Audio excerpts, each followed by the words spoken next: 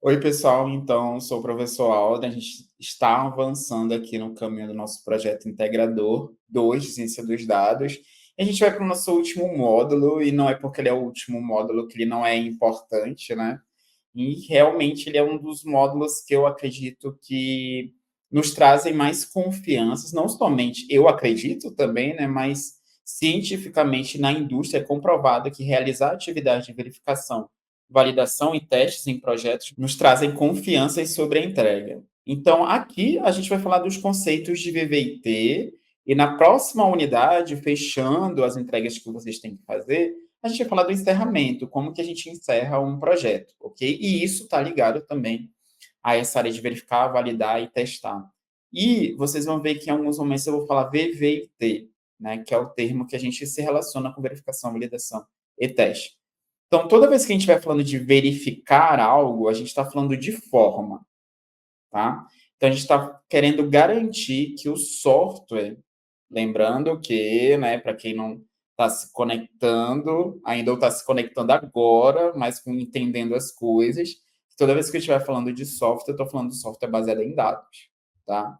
Então, a gente quer garantir que a forma desse software, ela está sendo construída corretamente, tá? Conforme as especificações. Quais são as especificações?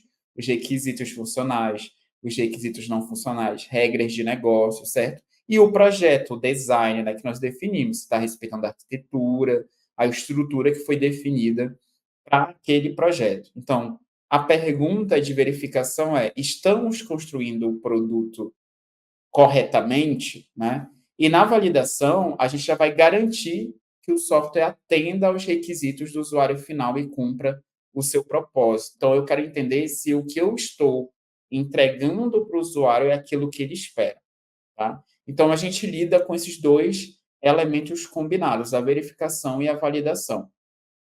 A verificação, ela é focada em detectar qualquer erro durante as fases iniciais. Então, vocês montaram aí, refletiram sobre as fases iniciais do produto de software de vocês. Então, a gente quer detectar erros durante essas fases, né? Desde da parte de requisitos, da descoberta, do design, da codificação. A gente quer, por meio de revisões, inspeções e análise estática, ou seja, a não execução do código, né? Então, análise estática. Eu não executo o produto, né? Mas eu posso varrer a estrutura daquele meu produto, dos itens que compõem meu produto, para verificar se eles não possuem erro. Tá? A validação ela já é focada em detectar erros no produto final, os famosos bugs ou defeitos, né? Que é assim, eu espero um resultado, eu tenho um resultado esperado com o uso do meu sistema de software, certo? Se há um resultado diferente do que eu espero, eu falo que aquilo é um bug ou defeito. E isso envolve um teste dinâmico, porque a pessoa vai usar, o usuário vai utilizar o teu sistema baseado em software, né? Então, aí tem o teste dinâmico. Bem, tem aqui alguns cenários para que vocês entendam, né, a verificação, validação e teste de software, né, ou até mesmo do dado, né, ela é uma disciplina carregada na formação comum, aqui a gente está vendo como um papo, né, um bate-papo para vocês trazerem isso para dentro do projeto, então, depois leiam, né, os outros materiais que a gente adiciona a mais a esse curso, mas é interessante que vocês saibam a importância desses, né, conceitos aplicados ao projeto de vocês. Então, por exemplo, o iFood, eu quero garantir que o sistema de recomendação funcione corretamente e que os dados de localização dos usuários estejam corretos. Então, dados de localização do usuário estar correto é eu verificar o dado, beleza? A forma, a estrutura. E garantir que o sistema de recomendação funcione corretamente é a validação. Quando a pessoa está utilizando ali, eu quero que esteja entregando o que é esperado, tá? Do objetivo da aplicação. Nubank, por exemplo, verificar se os algoritmos de risco de crédito estão corretos, verificando o código, o algoritmo, né? Não preciso fazer execução, testar dinamicamente, eu posso analisar a estrutura do código, tá? E eu posso validar se as transações financeiras estão sendo processadas sem erro, ok? Então, verificação e validação. Já o teste, O teste de software, né, o teste do software baseado em dados, ele é uma vertente da validação. Então, eu quero executar, ele é um processo, ele tem atividades para executar um sistema. E a partir disso, eu quero identificar lacunas, erros, requisitos que estão ausentes, né, em contraste com aquilo que foi definido, tá? O que foi definido no escopo, o que foi aprovado pelos stakeholders, ok? Então, meu objetivo ao testar esse nosso software é detectar defeitos, é garantir a qualidade desse software e aumentar a confiança. Então, assim, tem a brincadeirinha, entre aspas, né, do você entraria num avião que sabe que o engenheiro responsável, ou o profissional responsável pelo software dele, né, ou pelo componente de análise de dados daquele software ali para responder em tempo real, foi um colega de curso seu? Né? Como que eu garanto? Como eu aumento essa confiança? Por meio do teste. E uma forma de aumentar a confiança, gente, é a gente saber os prováveis defeitos que estão ali ao redor. E se as pessoas os resolveram, ou se pelo menos eles são conhecidos. Por exemplo, medicamento tem um efeito colateral, né? Tem um grupo que pode ser usado, então a gente conhece em que situação talvez eu não use aquilo, por mais que aquilo não tenha sido resolvido, né, ainda. Então, quando a gente fala desse defeito ou bug, é um comportamento inesperado do programa, desse teu sistema de software, que vai impedir o funcionamento correto dele ou desejado, tá? De alguma funcionalidade ou de um conjunto de funcionalidades. Então, por exemplo, eu entro na minha aplicação de mídias sociais e ela está me recomendando vídeos, tipo, nada a ver. Eu sou um profissional da computação, esse meu software, ele sempre me recomendou vídeos técnicos, vídeos de notícia ao redor disso. Aí, do nada, ele começou a me recomendar vídeos, lá sei, de outra área, biologia, tipo, área que eu tenho interesse, tá? Mas é só um caso aqui, eu vesti uma persona para falar esse cenário. Mas aquela persona não tem interesse. Então, é um funcionamento, né, incorreto, que é um defeito para aquela persona, para aquele grupo, para aquela amostra daquela população, ó, conectando os elementos aí, né, com um módulo anterior de modelagem, né, e inferência, né? Então, um caso de defeito, por exemplo, no Nubank, por exemplo, falha de exibição do saldo. O saldo da conta não é atualizado corretamente após uma transação. É um defeito, tá? Transações duplicadas, estamos falando de dados, né? Uma compra aparece duas vezes no extrato, embora tenha sido realizada apenas uma vez. E é interessante vocês pensarem também no que isso impacta na sociedade. Então, por exemplo, se eu tenho uma transação duplicada que ela é identificada na aplicação do sistema pelo usuário, ele vai disparar um atendimento de suporte, vai falar mal da aplicação, vai falar mal no caso aqui da compra, tipo, de quem é a empresa que está ao redor, que não tem controle disso, né? E vai disparar todo um fluxo de atendimento, de suporte, de tratamento, de negócio dentro da tua organização, tá? E aí a gente tem alguns tipos de teste. O teste funcional, que ele vai avaliar se o teu software ele realiza as funções especificadas, então ele vai avaliar os requisitos funcionais. Então, para esse projeto integrador, vocês definiram lá quais são os requisitos, né, que fazem parte do escopo do produto de software que vocês estão entregando. Então, o teste funcional ele vai ver se aquelas funcionalidades do escopo estão presentes no produto durante a entrega dele, ok?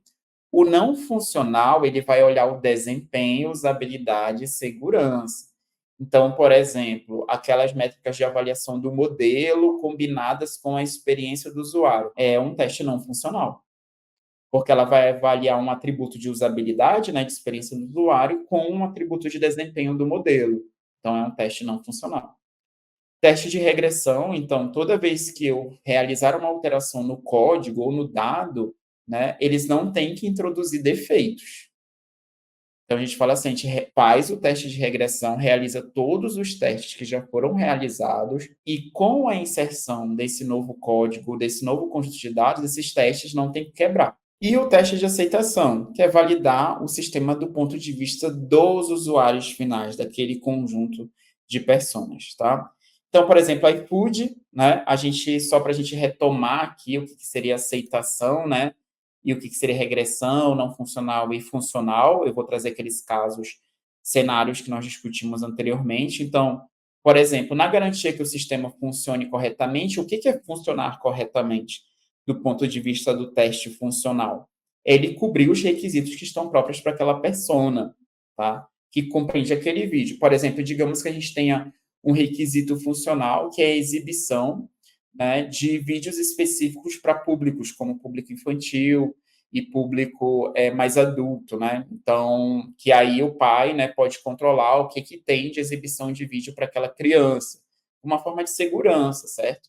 Então, essa recomendação ela tem que garantir esse outro requisito também como teste funcional. O teste não funcional, nesse caso, a aplicação, digamos que eu falei que tinha ali o período, né, do mídias sociais de vídeo, né, de uma entrega de vídeos que acontece por período de tempo, do dia, então, manhã, tarde, noite, né, então, o requisito não funcional é que ela tenha um bom desempenho de entrega e experiência do vídeo que é entregue considerando esses outros períodos. Então, não é só entregar o vídeo para a persona, mas é considerar também outras variáveis, aí já é um requisito de desempenho, né? Outro requisito de desempenho que poderia ter em torno do modelo é o consumo energético, por exemplo, do dispositivo. Ah, eu uso a aplicação lá do TikTok e quando eu vejo minha bateria, um celular novo, minha bateria tipo foi de 80% para 20 em 30 minutos de uso. É um requisito não funcional, então tem algum problema ali, não só da perspectiva do software, mas até da API que comunica com o modelo e como ela traz isso para a aplicação. Um outro exemplo de um requisito não funcional, por exemplo, é o caso de uso de dados.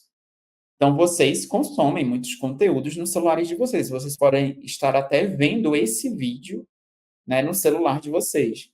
Então, assim, se vocês forem perceber, o YouTube ele faz uns ajustes de qualidade, né, para que vocês consigam consumir o vídeo com a variação de conexão de banda de internet de vocês. Então, isso é um requisito não funcional, é entregar a qualidade do vídeo, de experiência de vídeo, né, com as variações de conexão de internet, para que a pessoa não pare de ver o vídeo.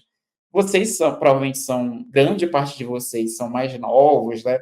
Mas eu peguei ali o início do YouTube e eu lembro que era muito frustrante a gente lidar, né, com ter que colocar um marcador e esperar carregar um pouco mais quando a internet estava ruim para continuar vendo o vídeo, né?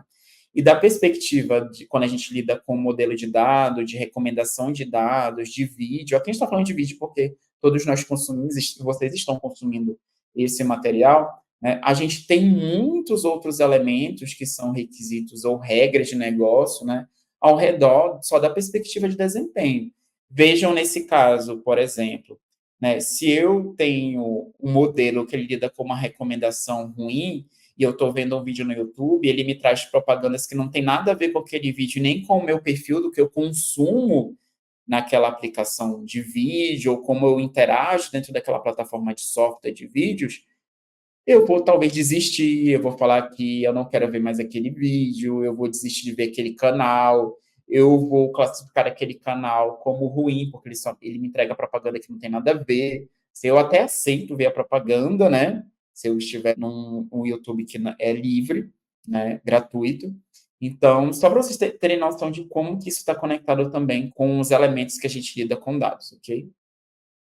Então, o teste funcional ele vai lidar com funcionalidades específicas, como login, processamento de pagamento, né? Aqui no Nubank, verificar a funcionalidade de transferência de dinheiro, gente. Um aplicativo de banco tem que ser capaz de transferir dinheiro, né? Então, é uma funcionalidade, tá? Teste não funcional, testar a qualidade do software em aspecto como desempenho, segurança e usabilidade. Então, vocês vão perceber que na ciência dos dados e engenharia de dados, em projetos ao redor de dados, a gente tem uma perspectiva de teste não funcional muito mais evidente, beleza? E tem que ser assim mesmo, ok? E vocês vão trazer dentro do projeto integrador essa perspectiva, tá? Espero que na entrega vocês tragam dentro do plano do que vocês vão estabelecer, do que tem que testar essas perspectivas. Por exemplo, do iFood, avaliar o desempenho dos sistemas em dias de alto tráfego, como Black Friday, Amazon em Black Friday. A gente imagina vocês sendo engenheiros de dados, ou cientistas de dados, ou engenheiros de software, na Amazon, Melios, enfim, ou empresas que trabalham com vendas, Magazine Luiza, Magalu, né? Em dia de Black Friday. Imagina vocês lidarem com essa perspectiva de não ter teste e esse negócio quebrar e vocês começarem a perder dinheiro e ter chefe ao redor falando e vocês no nível de estresse. Então, teste também te traz essa confiança do time, beleza? Quais são os métodos que a gente pode lidar assim com teste não funcional na perspectiva de dados? Por exemplo, né, que eu indico, teste de carga, que é como esse sistema ele se comporta sobre a carga máxima, tá? E, inclusive, quando a gente está falando de teste de carga, na perspectiva de projetos que são muito dependentes de dados, a gente também tem um termo que a gente quer fazer carga no sistema para testá-lo, né? Então, digamos que vocês trabalham num tipo de software que ele vai ter um lançamento, né? Assim, ele vai ter um lançamento antecipado para as pessoas analisarem, para as pessoas falarem sobre aquela tecnologia, sobre aquele dispositivo ou sobre ao redor daquele software, ok? E aí eu chego com vocês e falo, olha, gente, eu preciso de uma carga de usuários dentro desse sistema para que eu consiga fazer o pré-lançamento. O que é fazer essa carga? É subir um volume de dados dentro do sistema de software que ele me permita realizar o fluxo de toda a aplicação, de todo o software. E para isso eu faço teste de carga, e para isso eu tenho o aspecto de engenharia de dados e ciência de dados, né, para estabelecer qual é esse conjunto de carga de dados que me permite fazer esse pré-lançamento. Ninguém vai fazer um pré-lançamento, gente, né, de um sistema baseado em dados, por exemplo, colocando lá teste, usuário teste, endereço teste. Ninguém faz isso. A gente quer mostrar realmente o aspecto de que aquela aplicação ela se comporta com o desempenho esperado e realiza os fluxos esperados, ok? E o teste de estresse, que é entender quais são os limites. Vocês estão lidando com um grande volume de dados. Vocês têm que entender até onde o teu sistema aguenta, onde ele quebra, que elementos, que componentes da tua arquitetura, da tua infraestrutura, eles são degradados, né? Quando eles se degradam, quando eles se perdem, quando o sistema cai, vocês precisam entender isso. Então, teste de carga, teste de estresse, se comportam muito bem como indicações para o tipo de projetos que vocês trabalham. Teste de regressão. Então, a gente vai garantir que novas alterações ou correções de bugs eles não introduzam novos problemas. Então, eu estou, por exemplo, lidando com um sistema de dados como o iFood, né? Então, se eu realizo qualquer mudança no algoritmo de recomendação, eu não posso afetar negativamente a experiência do usuário, tá? Então, se, por exemplo, eu acho que isso ainda não acontece muito, mas acaba sendo uma dica aqui, né? Se de repente ele percebe que eu tenho uma mudança alimentar, então ele percebe assim, o Aldrin agora ele está pedindo, ele não pede mais um açaí, ele não pede mais sorvete, ele não pede pizza, ele só pede hambúrguer se for artesanal, ele pede para tirar o queijo, até parece que a experiência é bem isso daqui, né, gente? Mas né? E aí quando eu entro na aplicação, a recomendação está vindo esses produtos que são mais saudáveis. E aí, quando eu troco de cidade, ele vem com recomendações, tipo, quebrando todo o meu fluxo alimentar, né? Então, vai afetar negativamente a minha experiência. Vai afetar, né? Porque eu não vou saber ali achar. A experiência ela vai para além do que é só o uso, tá, gente? Ela também ela tá ligada a essa experiência com o dado e com o software para as percepções e experiências pós o uso, né? O que ela impacta na vida, na jornada do teu usuário. Por isso que vocês levantaram jornadas de usuário lá no início, e a gente conectou com a disciplina de projeto integrador anterior, que eu falei que era para vocês identificarem a jornada. Tá vendo que a minha jornada ela impacta no teste que tem que ser feito? Impacta no modelo também, lá na engenharia de dados, na ciência dos dados. Então, é para vocês perceberem nesse projeto integrador como as coisas realmente estão integradas. O teste de aceitação ele já vai validar as questões dos usuários finais, quem está na ponta, não é só de quem pagou pelo software, certo? Só para a gente lembrar nossa discussão, né, de para quem é isso, de quem é o escopo desse projeto, certo?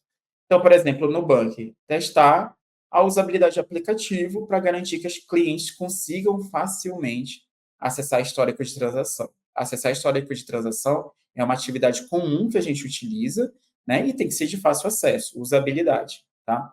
Métodos aplicados em teste de aceitação, alguns que eu indico para vocês. O teste de usuário, então você realizar entrevistas, expor os usuários a utilizarem a aplicação e coletar feedbacks. E também o teste beta, que é quando você libera, ou beta testing, né? Que é quando você libera o software para um grupo restrito. Por exemplo, se vocês pegarem lojas de aplicações ou algumas plataformas, você consegue dar acesso somente a um grupo de e-mails, você consegue dar acesso somente a um país, né? Então, assim, é estabelecer qual é o grupo restrito que vai ter acesso àquele software, tá? Então, um cenário de teste aqui do iFood, recomendação de restaurantes. Vocês precisam verificar a precisão dos dados de localização para recomendar. Vocês precisam fazer teste funcional para garantir que o sistema oferece as melhores opções baseadas nessa localização do usuário. E também façam um teste de desempenho para garantir resposta rápida, mesmo em horário de pico, né? Imagina o sistema ficar indisponível em horário de pico, ok? Cenário 2, no Nubank. Então, eu tenho o teste ao redor do algoritmo de risco de crédito, por exemplo. Então, verificar e validar os cálculos de risco de crédito para novos clientes, tá? Porque se eu não verifico se eles estão sendo feitos da forma correta, e se eu não valido que eu consigo incluir novos clientes, eu posso estar perdendo uma carteira, do ponto de vista de negócio, de novos usuários, tá? Teste de regressão para garantir que atualizações no algoritmo não afetem os clientes que já existem. Você quer ter uma nova carteira de clientes, mas você não pode prejudicar os seus clientes correntes, ok? E processamento de transações. Então, fazer teste de carga para garantir que o sistema suporta um grande número de transações simultâneas, porque acontece, né, gente? Então, é o segundo cenário que eu estou trazendo para vocês irem conectando como que a gente usa teste. Façam isso dentro do projeto. Vejam que eu não, para esse projeto integrador, a gente não tá cobrando um grande plano de teste, nem a execução do teste, né? A gente quer que vocês consigam pensar os cenários que vocês estão lidando, os produtos de software baseado em dados, e que vocês consigam pensar teste dentro dessa perspectiva. É isso, pensem nisso. E aqui a gente encerra essa aula de verificação, validação e teste. Repassem todo esse conteúdo, vejam também o material indicado na curadoria e tem essa referência aqui que é bem legal de gerir software, qualidade e produtividade com tecnologia, que vocês conseguem aí, quem quiser entender mais sobre verificação, validação e teste de software, vocês conseguem obter mais informação, além do material da curadoria.